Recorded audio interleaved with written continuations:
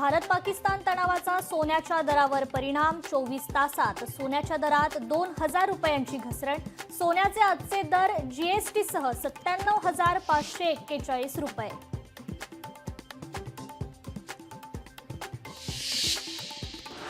मंत्री नरहरी झिरवळांची प्रकृती बिघडली. मुंबईच्या खासगी रुग्णालयात 4 दिवसांपासून उपचार सुरू. रुग्णालय प्रशासनाची माहिती.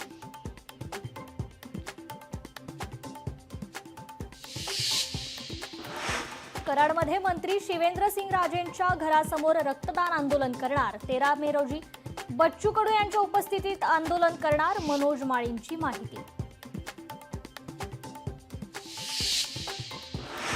भारत पाकिस्तान तणावाचा सफरचंद व्यवसायावर परिणाम. तुर्कीच्या सफरचंदावर पुण्यातील व्यापाऱ्यांचा बहिष्कार.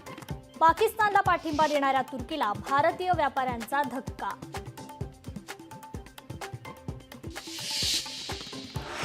देशातील 32 विमानतळं पुन्हा सुरू. भारत पाकिस्तान तणावामुळे बंद होती सेवा. 15 मे पर्यंत बंद करण्यात आलेली विमानतळं पुन्हा सुरू.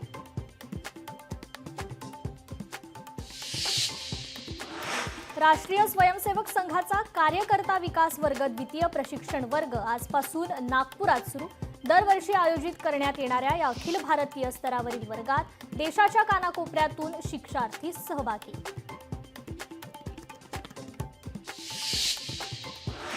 मुंबई उपनगरातील अल्पसंख्याक विद्यार्थ्यांसाठी 5 मजली शासकीय औद्योगिक प्रशिक्षण केंद्र उभारलं जाणार. आमदार दिलीप लांडेंची माहिती.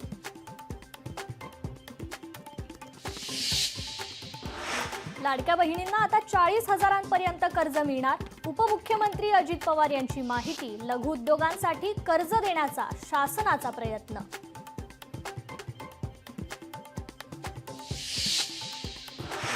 सीएची परीक्षा 16 ते 24 मे दरम्यान होणार. काही कारणास्तव केलं होतं वेळापत्रकात बदल.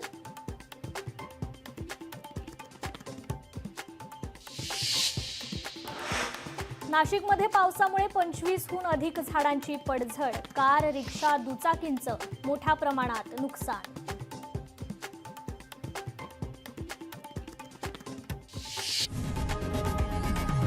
लोकशाही मराठी ऐका, पहा, जागरूक रहा.